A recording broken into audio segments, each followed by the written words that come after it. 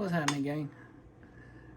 I'm going to go ahead and flatten and condition my silicon carbide stones.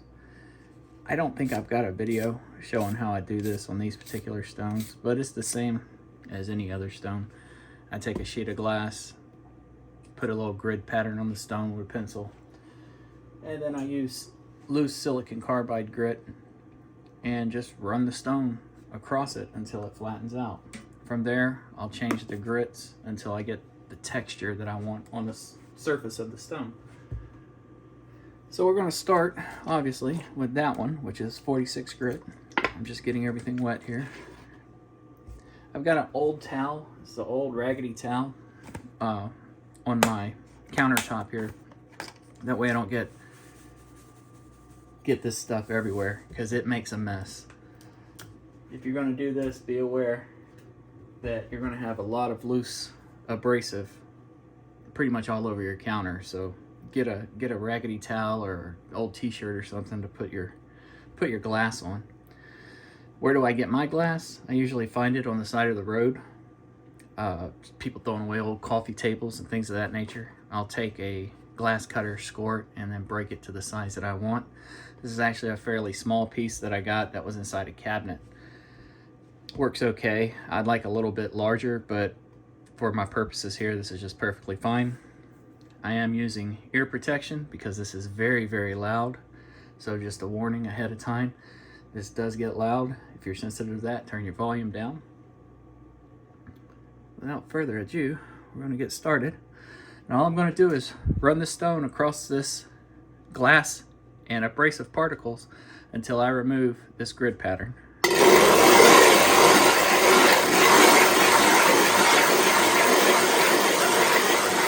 I like to go in circles. It doesn't matter how you do it though. You can do figure eights, circles, or back and forth, whatever you're comfortable with.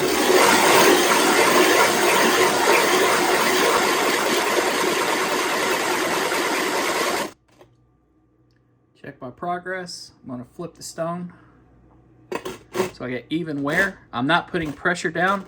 I'm just letting the stone rest on the glass and using my fingers to guide it. If you start putting pressure down, you can actually wear one side more than the other.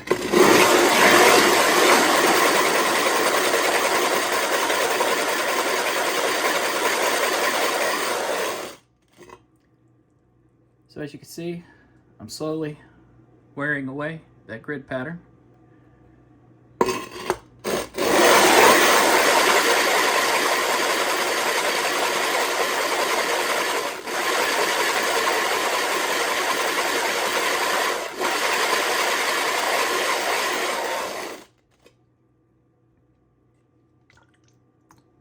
I got just a little bit here in the middle where it's hollow. I don't recommend pouring this down your sink. This can probably cause sediment and build up, clog up your pipes, that sort of thing. What I usually do is just hold it over the trash can, let most of it pour off, and then I'll spray it with a spray bottle. So obviously I'm not too concerned right now about getting all the grit off because I am using the same coarse grit, which is 46. Just about got this flattened, and I'll be using this to texture the surface of this particular stone. So this is going to be the one and only grit that I actually use.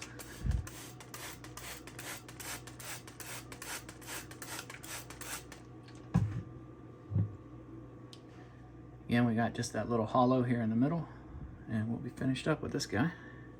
Let me get my ears back in.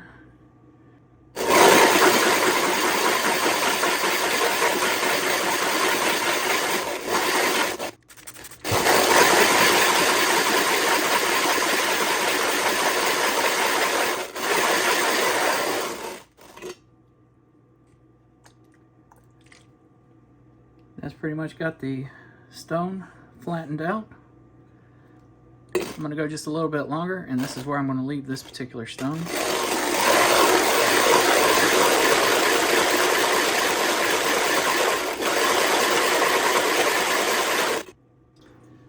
And that is it for this guy. You can see the texture is nice and pebbly.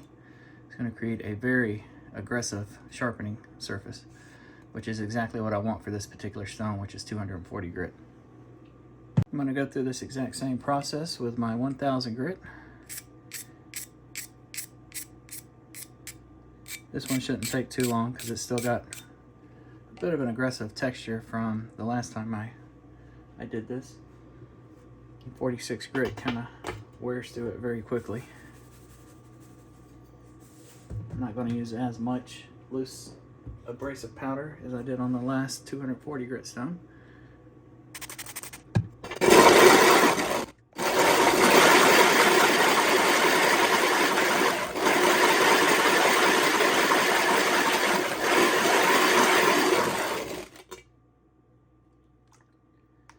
As you can see, I just have the hollow here, which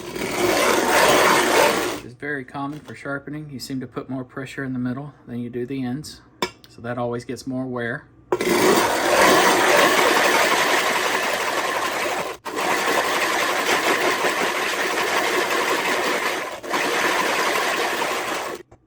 And this is the 2500 grit.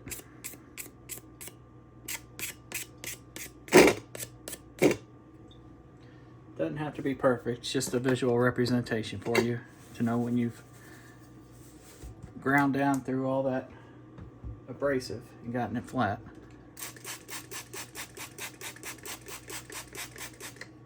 And I did put way too much grit on here.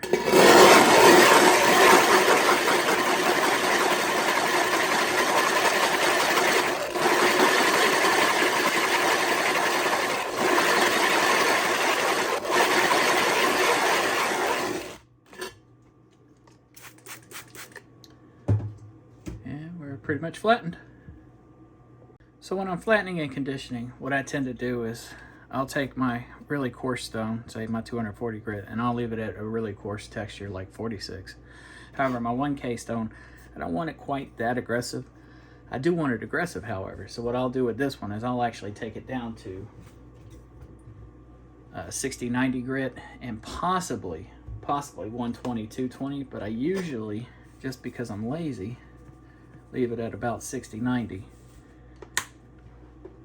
And that seems to be quite aggressive and suits my needs just fine. And I'll do the same thing for the 2500 grit. I'll show you the process with this stone, and we'll zip through the 2500 grit.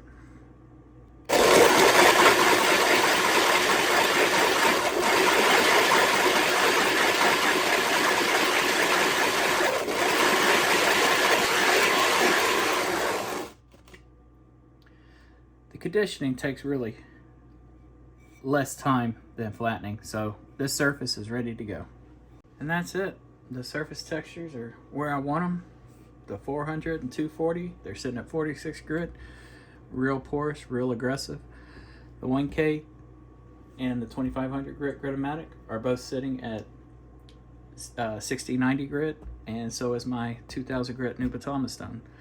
Again, they're aggressive, but they're not as aggressive as the 240.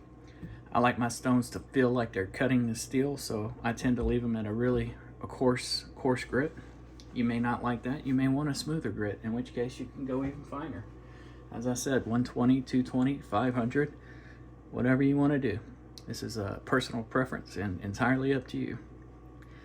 It is a little messy, it is loud, but it's the best way I have found to not only flatten your stone, but to condition the surface. If you have any questions or comments, as always, leave them down below. Appreciate you guys watching. Y'all have a good one.